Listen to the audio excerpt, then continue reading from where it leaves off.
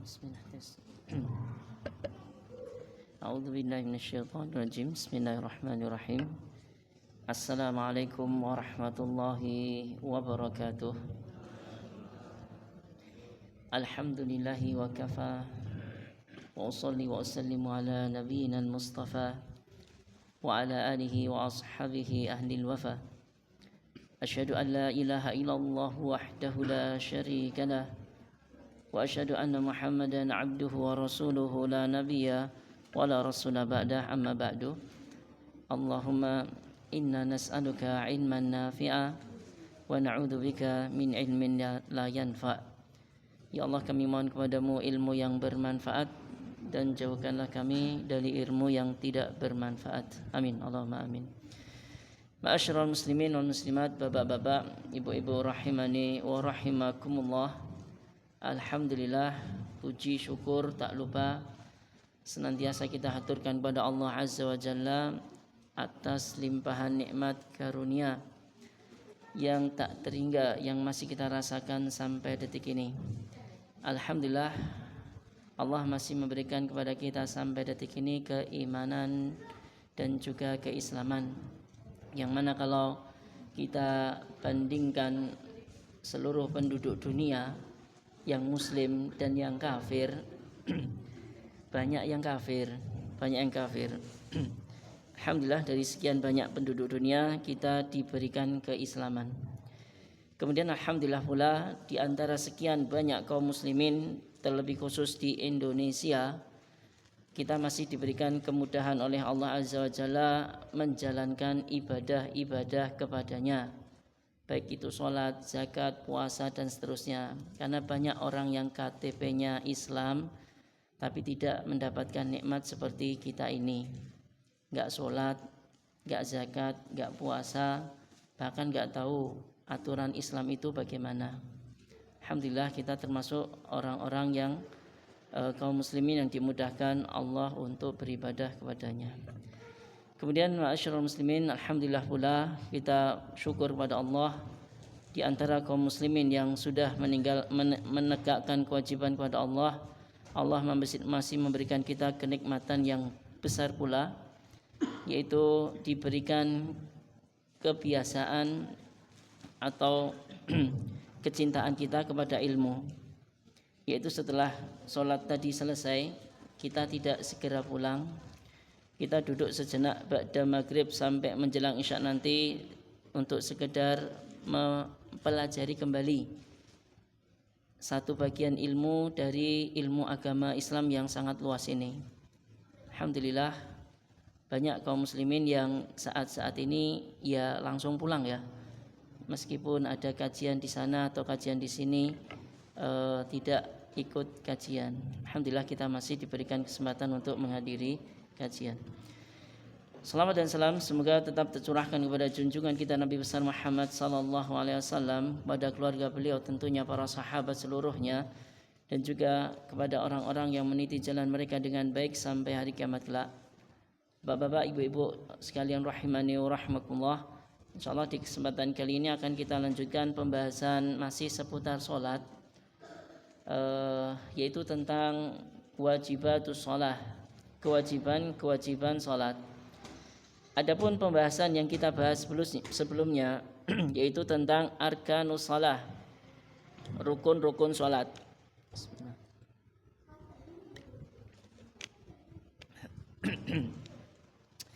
Tentang rukun-rukun sholat insyaallah sudah selesai. Rukun kalau boleh kita simpulkan adalah gerakan dalam sholat yang hukumnya wajib dilakukan. Kalau tidak dilakukan, entah dengan lupa, entah dengan sengaja, entah enggak tahu, maka rukun itu bisa menyebabkan sholat kita enggak sah, enggak diterima sama sekali. Meskipun lupa, enggak bisa ditambal dengan sujud sahwi, kecuali rukun itu dilakukan, dikejar. Kalau enggak, berarti sholatnya rusak. Adapun yang sedang kita bahas, yang akan kita bahas nanti ini adalah wajibatus sholah, kewajiban-kewajiban di dalam sholat. Ini hukumnya sama, wajib dilakukan. Cuman bedanya kalau dalam kondisi lupa bisa gugur, sholatnya tetap sah, tapi harus ditambal dengan sujud sahwi. Ini konsekuensi perbuatan dalam sholat yang kita lakukan tiap saat itu. Ada yang namanya wajibatu sholat. Saya ulangi, hukumnya wajib dilakukan. Barang siapa yang sengaja meninggalkannya tidak sah sholatnya. Adapun kalau lupa maka sholatnya tetap sah, asal ditambal dengan sujud sahwi di akhirnya. Bedanya wajibat dengan arkan, ya dalam kondisi lupa ya, bedanya di situ. Rukun kondisi lupa sholatnya nggak sah. Wajibat ditinggalkan dalam kondisi lupa sholatnya sah. Bedanya itu. Jadi rukun yang kita bahas kemarin yang jumlahnya 14 itu lebih ditekankan ya. Jangan sampai tidak dilakukan, harus dilakukan. Lebih kuat daripada wajibat.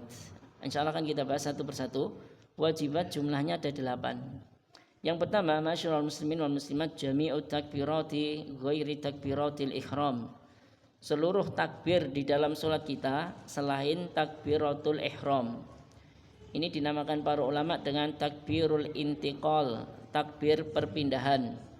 Yaitu ucapan seorang ketika mau rukuk, Allahu Akbar, pas mau sujud, Allahu Akbar, pas mau bangkit dari sujud, Allahu Akbar, mau sujud lagi, Allahu Akbar, bangkit dari sujud menuju ke rakaat berikutnya, Allahu Akbar. Itu yang pertama.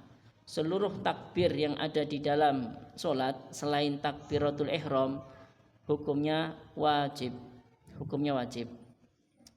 Ada kondisi seorang kadang lupa, lagi rukuk atau pas mau sujud langsung sujud, takbirnya enggak terbaca, berarti dia meninggalkan kewajiban. Nanti ditempel dengan sujud sahwi di akhir sholatnya. Sholatnya tetap sah, ditambal dengan sujud sahwi. Adapun takbiratul ihram, ini pembahasan sebelumnya ya, yaitu rukun dia, lupa takbiratul ihram, sholatnya enggak sah, harus diulang mulai dari awal lagi. Kalau takbiratul ihram, yaitu takbir di awal kali sholat. Ini yang pertama. Yang kedua, wajibat yang kedua, qaulu sami Allahu liman hamidah lil imami wal munfaridi. Ucapan sami Allahu liman hamidah. Jadi ini diucapkan tatkala bangkit dari rukuknya. Sami Allahu liman hamidah, ini hukumnya wajib. Bagi siapa? Bagi imam dan bagi orang yang sholat sendirian, hukumnya wajib bagi imam dan bagi orang yang sholat sendirian. Adapun bagi makmum yang jamaah seperti ini, tadi sholat maghrib ya, kita sebagai makmum, sami Allahu liman hamidah, hukumnya sunnah, tidak wajib. Sunnah itu berarti dilakukan dapat pahala, gak dilakukan gak apa-apa. Ini bagi makmum. Bagi makmum ya, bagi makmum dalam sholat berjamaah, ucapan sami Allahu liman hamidah hukumnya sunnah. Hukumnya sunnah. Kemudian yang ketiga, wajiban dalam sholat ucapan Rabbana, artinya sami Allahu liman hamidah ya. Mungkin ada yang belum tahu. Sami Allahu liman hamidah, ini doa ya. Sami'a itu artinya mendengar. Semoga Allah mendengar liman hamidah, bagi orang yang memujinya. Jadi ucapan sami Allahu liman hamidah yang biasa kita ucapkan itu artinya semoga Allah mendengar orang yang memujinya. Nanti akan diikuti setelah sami Allahu liman hamidah ini ucapan yang ketiga, wajiban yang ketiga, ucapan Rabbana walakal hamdu. Ya Allah, bagimu segala pujian. Jadi setelah kita mengucapkan semoga Allah mendengar orang yang memujinya, kita memuji. Ya Allah, segala pujian hanya untukmu. Segala pujian hanya untukmu. Ini wajib bagi siapa? lil ma'mumi faqad, untuk makmum saja. Jadi ucapan Rabbana walakal hamdu ini ucapan yang wajib diucapkan bagi makmum saja. Adapun bagi imam dan orang yang sholat sendirian, fayusannu lahuma al-jam'u bainahuma, disunahkan, hanya sekedar disunahkan ucapan Rabbana walakal hamdu ini untuk digabungkan dengan Sami Allahu liman hamidah yang pertama. Dari mana hukum ini diambil? Yaitu dari hadis Abu Musa. Di situ Rasulullah mengatakan, idza qala, jika imam mengatakan Sami Allahu liman hamidah, semoga Allah mendengar orang yang memujinya, faqulu, kalian para makmum ucapkanlah Rabbana walakal hamdu.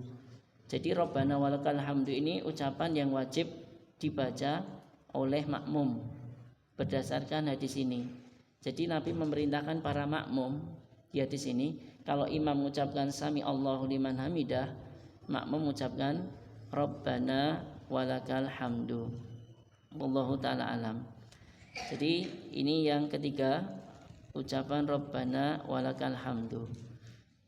Kemudian yang keempat, termasuk kewajiban dalam sholat, ikhwah ma'asyiral muslimin wal muslimat barakallahu fikum, yaitu doa rukuk.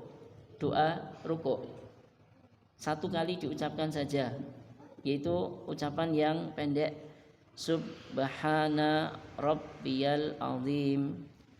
Subhana, maha suci, Rabbi, Tuhanku, Al-Azim, yang maha agung. Maha suci Tuhanku yang maha agung. Ini diucapkan sekali saja, wajibnya sekali saja. Ada nanti disunahkan untuk dibaca 3 kali, atau maksimal lagi kalau misalkan pengen lebih 10 kali. Subhana Rabbiyal Azim. Ini tatkala rukuk, Subhana Rabbiyal Azim. Kemudian yang kelima, ucapan tatkala sujud, ini juga dibaca sekali, Subhana Rabbiyal A'la, maha suci Tuhanku yang maha tinggi. Beda ya, ini nggak boleh kebalik ya.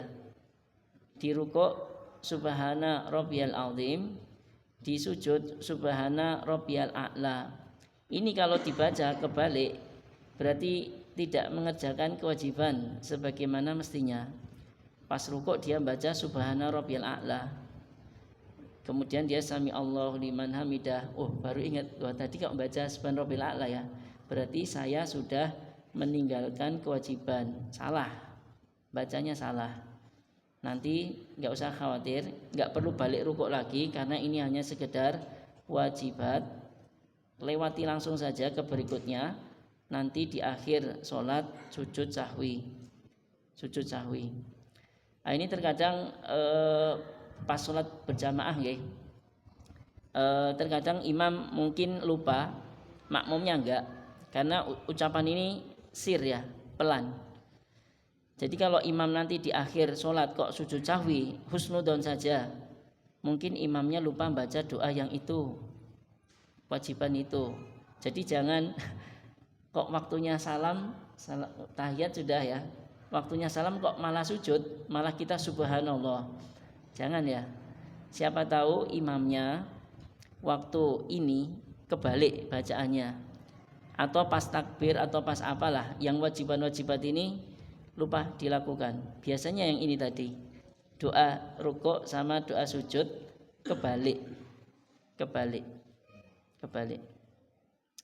Ini yang kelima.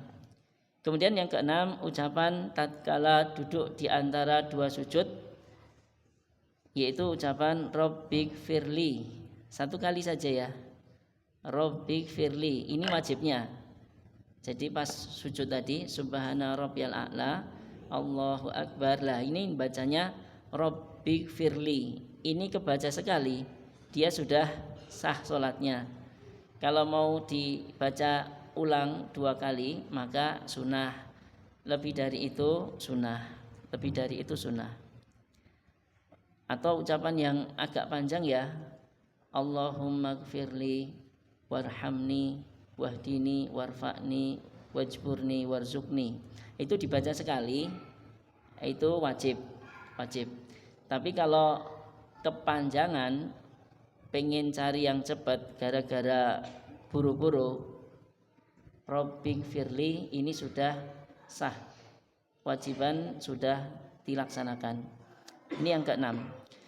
Yang ketujuh, at-tasyahudul awal. Wajib berikutnya, ma'asyiral muslimin wal muslimat barakallahu fikum, adalah tasyahud yang pertama. Tasyahud yang pertama. Ini hukumnya wajib.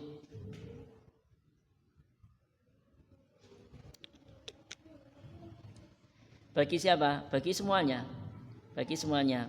Kecuali satu kasus, tasyahud awal ini enggak wajib, yaitu bagi para makmum yang ternyata imamnya lupa. Bagi para makmumnya ingat, tapi imamnya lupa. Imamnya seharusnya tasyahud awal, imamnya malah berdiri ke rakaat ketiga. Itu mau enggak mau kita sebagai makmum jangan nekat tasyahud awal.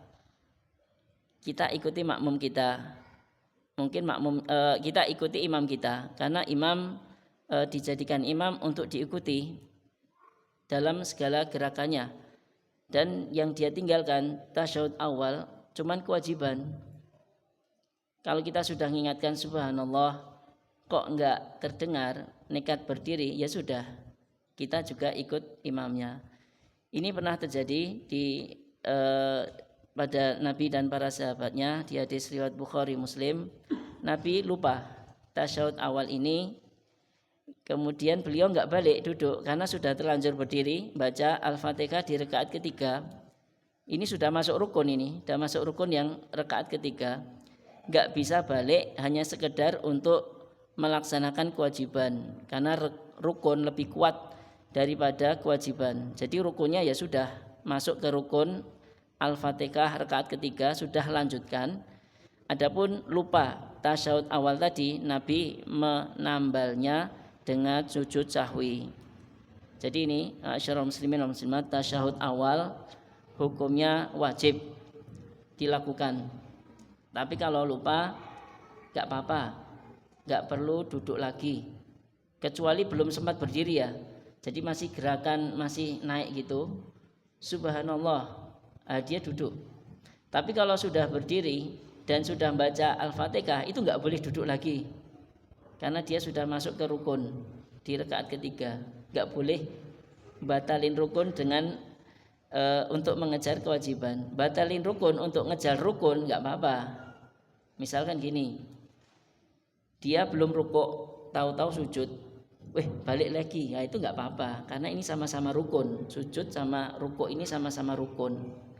Tadi belum rukuk kok langsung sujud, ya sudah, sujudku tak cancel dulu, saya rukuk dulu. Tapi kalau ini tadi tasyahud awal itu wajib, sudah masuk ke berdiri baca Al-Fatihah itu rukun, maka enggak boleh dibatalkan untuk mengejar tasyahud awal ini. Wallahu ta'ala alam. Tasyahud awal adalah ucapan yang biasa kita ucapkan ya, at-tahiyyatu lillah, segala pujian milik Allah, segala penghormatan milik Allah. Wassalawatu wattayyibat, salawat dan segala kebaikan pun juga milik Allah. Assalamu alayka ayyuhan nabi wa rahmatullahi wa barakatuh. Semoga keselamatan atasmu wahai Nabi, dan rahmat dari Allah dan juga berkah dari Allah atasmu. Wassalamu alaina wa ala ibadillahi salihin. Semoga keselamatan atas kita juga dan kepada hamba-hamba Allah yang saleh. Asyhadu an la ilaha illallah, aku bersaksi bahwasanya tidak ada sesembahan yang hak kecuali Allah. Wa asyhadu anna Muhammadan abduhu wa rasuluh, dan aku bersaksi bahwasanya Muhammad itu hamba dan juga utusannya. Sampai sini yang dinamakan tasyahud awal. Ini hukumnya wajib. Adapun setelahnya sholawat Allahumma shalli ala Muhammad wa ala Muhammad, itu sunnah. itu nanti masuk ke sunnah. Jadi biasanya rakaat tasyahud awal itu lebih cepat daripada tasyahud yang kedua. Karena tasyahud kedua ada sholawatnya juga. Kalau tasyahud pertama nggak ada sholawatnya, hanya sampai sini saja syahadat ya. Asyhadu an la ilaha illallah wa asyhadu anna Muhammadan abduhu wa rasuluh. Ini yang ketujuh, kewajiban dalam sholat yang ketujuh. Kemudian yang kedelapan, at-julusu lahu ay at-tasyahud awal. Julus, duduk untuk tasyahud awal. Ini kewajiban. Jadi ini satu paket ya. Duduk plus tasyahud, baca at-tahiyatulillah. Keduanya ini termasuk kewajiban di dalam sholat. Ditinggalkan dalam kondisi lupa enggak apa-apa, tapi nanti ditambal dengan sujud sahwi. Wallahu ta'ala alam. Jadi ini ma'asyiral muslimin wal muslimat, barakallahu fikum, kewajiban dalam sholat ada 8. Yang pertama seluruh takbir selain takbiratul ihram. Yang kedua ucapan sami Allahu liman hamidah bagi makmum dan bagi imam dan orang yang sendirian. Yang ketiga ucapan Rabbana walakal hamdu, ini wajib bagi makmum. Adapun bagi imam dan sholat sendirian sunnah saja. Yang keempat doa rukuk subhana rabbiyal azim. Yang kelima doa sujud subhana rabbiyal a'la. Kemudian yang keenam doa di antara dua sujud, duduk di antara dua sujud, Rabbi firli. Kemudian yang kedelapan duduk tasyahud plus tasyahudnya. Duduk plus tasyahudnya. Tasyahud yang pertama. Ini 8 kewajiban, sekali lagi wajib dikerjakan semuanya. Ditinggalkan dengan sengaja, enggak mau mengucapkan takbir, enggak mau mengucapkan subhana rabbil azim, salatnya enggak sah. Ini hukumnya wajib, harus dilakukan. Tapi kalau dalam kondisi lupa enggak apa-apa, ditutup dengan sujud sahwi. Kemudian masalah yang keenam yang dibahas di sini, ma'asyiral muslimin wal muslimat, barakallahu fikum, yaitu fi sunaniha di dalam sunnah-sunnah salat. Sunnah-sunnah salat ini kalau konsekuensinya nggih dilakukan dapat pahala tambah sempurna, tidak dilakukan tidak mengapa. Tapi kalau enggak dilakukan terus, nanti masuk ke dalam kategori ya menyelisih tuntunan Nabi. Wong Nabi melakukannya kok kita enggak pernah. Nah, gitu ya. Jadi kalau bisa diusahakan dilakukan.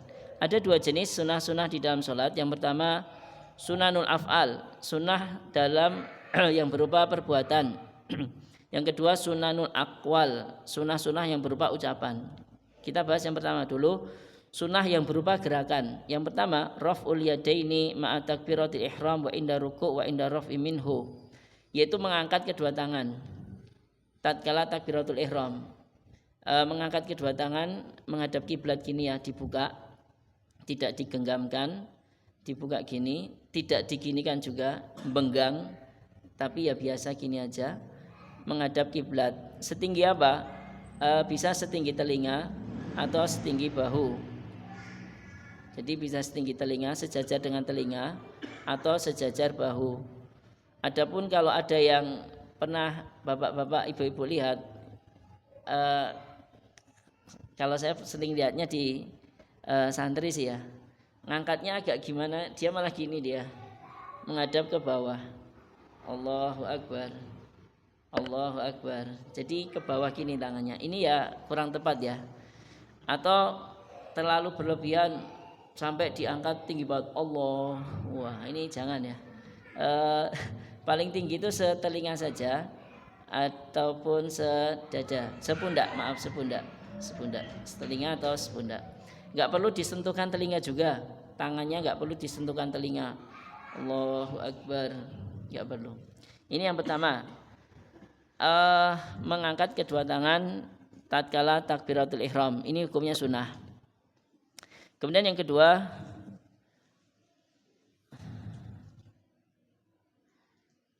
wad'ul yamin ala shimal wa ja'lihima ala sadrihi hala qiyamihi, yaitu meletakkan tangan kanan di atas tangan kiri di depannya tatkala berdiri. Jadi ini masih lanjutan takbir tadi, mengangkat tangan, mengucap Allahu Akbar, kemudian tangan kanan diletakkan di tangan kiri. Ini hukumnya sunnah. Ini hukumnya sunnah. Tentang meletakkan tangan ini ada dua model ya. Yang pertama kata para ulama al-wad'u, meletakkan, diletakkan saja. Jadi tangan kanan diletakkan tangan kiri, enggak menggenggam, cuman diletakkan gini aja. Jadi pergelangan kanan dengan pergelangan kiri itu sejajar sama gini. Atau yang kedua namanya al-qabdu, menggenggam, digenggamkan gini. Jadi tangan kanan menggenggam pergelangan tangan kiri. Ini dua cara dalam meletakkan tangan kanan di dalam tangan kiri yang ada riwayatnya. Adapun yang pernah Bapak Ibu sekalian lihat, kok ada yang meletakkan di siku ataupun di sini, ini enggak ada riwayatnya ya. Kalau bisa jangan dilakukan. Ada yang gimana lagi Pak? Oh, muter dulu ya. Muter dulu itu saya tahu alasannya.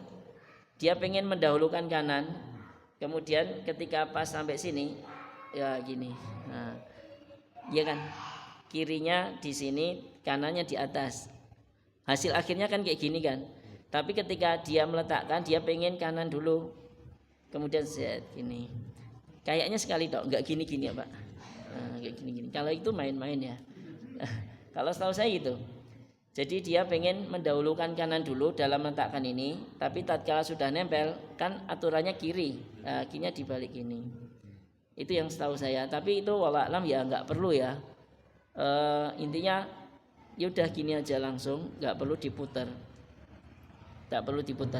Toh orang yang lihat kayak gitu, kalau lihat seperti itu jadinya tambah aneh, lu kok diputar-putar. Nanti orang lain lihat aku tak muter yo, muter gini. Ping piro ya? Mbuh, sak-sakmu. Wah, malah jadi bikin-bikin sendiri nanti. Wallahu ta'ala alam. Ini hukumnya sunnah saja, meletakkan tangan kanan di atas tangan kiri. Boleh berarti enggak kayak gini, alias tangannya diginikan saja sejak awal sholat. Ada beberapa yang melakukannya.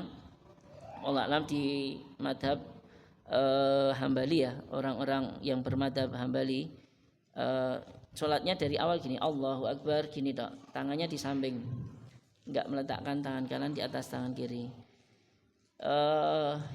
Karena ini cuma hukumnya sunnah, berarti kita boleh bilang boleh enggak seperti itu? Boleh. Tapi di zaman ini orang yang sholat enggak bersedekap alias tangannya dilepaskan di kanan sama di kiri, itu sekarang banyak dilakukan oleh orang-orang Syiah di zaman ini ya. Di zaman ini sholat seperti itu banyak dilakukan oleh orang-orang Syiah. Nah, untuk membedakan kita dengan mereka, ya jangan. Untuk di zaman ini ya, karena orang yang kayak gitu biasanya orang Syiah. Jadi kalau bisa ya tetap bersedekap seperti ini. Tentang meletakkan sedekapnya ini di bawah pusar atau di atas pusar atau di dada segini, maka ini perkara yang luas ya, perkara yang longgar. Kalau lagi pengen di bawah perut sini ya nggak apa-apa, kalau mau di sini nggak apa-apa, kalau mau agak atas sedikit nggak apa-apa. Tapi yang nggak benar tuh yang kayak gini ya. Saya pernah lihat itu, meletakkan dada malah gini dia. Ini salahnya di ini ya, nggak meletakkan gini ya. Kalau masih bisa meletakkan kayak gini, setinggi ini mungkin nggak apa-apa. Tapi kalau segini, ini nanti jadinya seperti ini dok dia nanti. Sholatnya seperti ini. Jadi nggak sesuai dengan al-wad'u sama al-qabdu tadi, meletakkan atau menggenggam. Ya kalau saya ya kadang-kadang segini, kadang-kadang di bawah sini. Kalau saya ya perkara itu longgar, Karena hadis-hadis yang menerangkan tentang, ada hadis Nabi meletakkan tangan bersedekapnya di bawah pusar, kemudian di atas dada dan seterusnya, itu hadisnya setelah diteliti banyak yang dhaif. Jadi kembali lagi, yang penting di depan, entah di atas, tengah, bawah sedikit nggak apa-apa. Ini tentang meletakkan tangan di atas tangan kiri. Kemudian termasuk sunnah yang berupa perbuatan, wa nadhruhu fi maudhi'i sujudihi, mengarahkan pandangan tatkala sholat di tempat sujud, di lokasi dia sujud. Ini termasuk sunnah. Kalau nanti di tempat sujud qadarullah ada sesuatu yang mengganggu, ternyata sajadahnya berpola, kita malah nonton gambarnya, maka boleh ke arah yang lain, ke tembok, ke arah tembok. Wah, temboke ana gambare ya, munggah meneh. Intinya jangan, yang terlarang itu mengangkat pandangan ini ke atas ya, ke atas. Itu nanti ada ancamannya. Tapi kalau sejajar atau di bawah sedikit atau bahkan ke tempat sujud, lah itu yang disunahkan. Yang disunahkan itu. Yang sering mengganggu pandangan tatkala sholat biasanya apa Pak? Satu, gambar pola sajadah itu ya. Yang kedua, kalau bagi saya, merek sarung. Iya Pak. Kadang merek sarung itu ditaruh di situ kelihatan Samarinda. Wah, terus Gajah Duduk Atlas. Wah, iki ora sholat iki, maca merek iki. Nah, ini bagi bapak-bapak ya. Kalau bisa merek sarungnya ditaruh di depan. Enggak gagas. Yang kedua, yang ganggu sholat itu kaos yang ada tulisannya. Kita lagi baca Al-Fatihah, ada baca tulisan kita. Wah, ini nggak boleh dipakai ini. Ini mengganggu makmum. Biasanya di beberapa masjid menyediakan baju koko untuk didobelkan ke orang yang pakai kaos seperti ini. Di beberapa masjid ada. Jadi ya mungkin dia nggak sempat bawa baju sholat ya, pakai kaos, ternyata ada tulisannya mengganggu, ya didobeli dengan baju koko. Didobeli dengan baju koko. Kemudian termasuk sunnah yang berupa perbuatan,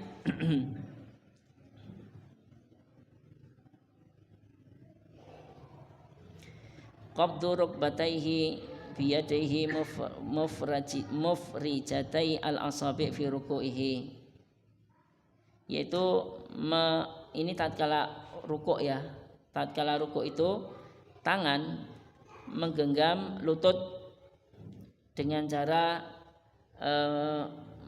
meregangkan intinya ketika rukuk itu tangan kita memegang lutut tatkala rukuk. Itu sunnah. Kalau misalkan saya pernah lihat itu, atau mungkin bapak-bapak pernah lihat, dia megangnya betis ya, megangnya betis atau megangnya paha, itu boleh, nggak ada masalah. Yang penting dia rukuk. Memegang lutut ini hukumnya sunnah saja, nggak wajib, sunnah saja. Bahkan kalau nggak memegang pun nggak apa-apa, Seperti seorang yang membawa anak kecil, dia gendong anak kecil, itu dia nggak memegang lutut itu, nekat megang lutut, anak kecilnya jatuh, bayinya jatuh, bludak nangis. Itu dia gendong gini, nggak memegang lututnya. Jadi ini agak beda dengan sujud. Sujud itu wajib meletakkan 7 tulang ke tanah langsung. Kalau rukuk, dia dihitung sah rukuknya ketika dia membungkukkan badan setara dengan pinggulnya. Tangannya disunahkan memegang lutut, memegang paha atau betis, atau bahkan nggak memegang lutut, nggak apa-apa. Sholatnya tetap sah. Memegang satu tok, satunya gendong misalkan, atau kukur-kukur, nggak apa-apa. Tapi kalau sujud kukur-kukur, nggak sah sujudnya, karena cuma 6 tulang yang baru nyentuh tanah. Itu nggih bedanya nggih. Jadi pas sujud pastikan 7 tulang nempel tanah, baca doa sujud subhana rabbiyal a'la, itu sujudnya sudah sah. Tapi kalau dari awal sujud kukur-kukur tangan satunya, subhana rabbiyal a'la, subhana rabbiyal a'la, sujudnya enggak sah. Sujudnya enggak sah, rukunya enggak sah. Rakaat itu rusak. Rakaat itu rusak. Kemudian termasuk sunnah yang berupa perbuatan juga, ketika rukuk diluruskan punggungnya, kepalanya dijadikan sejajar dengan punggungnya. Jadi meluruskan punggung tatkala rukuk ini termasuk sunnah. Kalau bisa ya, beberapa orang itu kadang sakit sini pinggangnya, rukuknya nggak bisa lurus, nggak apa-apa, agak dengak gini atau ya semampu dia, yang penting ada gerakan membungkuk bisa sempurna lurus, sunnah, bagus. Kalau nggak bisa hanya sekedar segini gara-gara sakit, nggak ada masalah, nggak ada masalah. Kemudian sunnah-sunnah yang berupa ucapan seperti doa istiftah, Allahumma ba'id baini wa baina khotoyaya, itu hukumnya sunnah. Kemudian ta'awud, a'udzubillahi minasyaitonirrajim, itu hukumnya sunnah. Kemudian ucapan amin, ghairil maghdubi alaihim waladdallin, amin, ini hukumnya sunnah. Lupa enggak apa-apa, enggak perlu sujud sahwi ya. Tadi saya lupa belum baca istiftah, enggak apa-apa, itu cuman sunnah, bukan wajibat yang harus sujud sahwi. Kemudian termasuk sunnah bacaan setelah Al-Fatihah dari surat-surat yang ada, itu hukumnya sunnah. Jadi habis Al-Fatihah ghairil maghdubi alaihim waladdallin, amin. Nah, surat yang dibaca di situ entah panjang entah pendek sunnah. Lupa di situ dibenarkan beberapa kali, bahkan nggak bisa lanjutin ganti surat yang lain, nggak apa-apa, nggak perlu sujud sahwi karena itu cuman sunnah. Kadang dilakukan, kadang ditinggalkan bacaan setelah Al-Fatihah ini dalam kondisi pas sholatnya buru-buru ya, sesekali nggak apa-apa, sesekali nggak apa-apa, tapi jangan keseringan meninggalkannya. Wallahu ta'ala alam. Kemudian doa sujud lebih dari satu hukumnya sunnah, doa rukuk lebih dari satu hukumnya sunnah. Kemudian doa setelah tasyahud akhir sebelum salam dengan doa yang ada itu juga hukumnya sunnah. Wallahu ta'ala ma'asyiral muslimin wal muslimat, barakallahu fikum. Mungkin ini sedikit yang bisa disampaikan. Maaf nggak ada waktu untuk tanya jawab karena sudah masuk ke waktu sholat isya. Kita akhiri pertemuan kali ini dengan doa kafaratul majlis. Subhanakallahumma wa bihamdika asyhadu an la ilaha illa anta astaghfiruka wa atubu ilaik. Assalamualaikum warahmatullahi wabarakatuh.